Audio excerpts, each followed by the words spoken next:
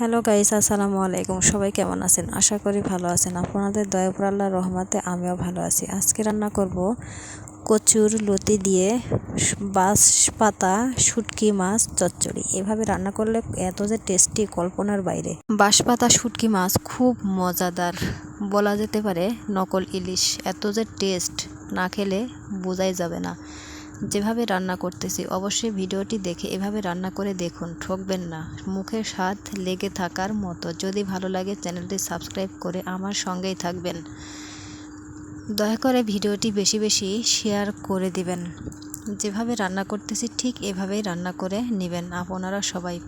যদি ভালো লাগে দু একটি আলুও দিতে পারেন, আমি দিয়েছি, চাইলে আপনারাও দিতে পারেন। বন্ধুরা, পবিত্র মাহে রমজানের আজকে 7 দিন চলে যাচ্ছে। জানি না কার কেমন কেটে যাচ্ছে এই পবিত্র মাহে রমজান। আমার কাছে খুব ভালো লাগছে। আমার কাছে মনে হয় বছরে যদি 12 মাসে রোজা হতো তাহলে মনে হয় অনেক ভালো হতো। তাহলে এত মানুষ হিংসা, পাপ, অন্যায়, দুর্নীতি এগুলো করতো না।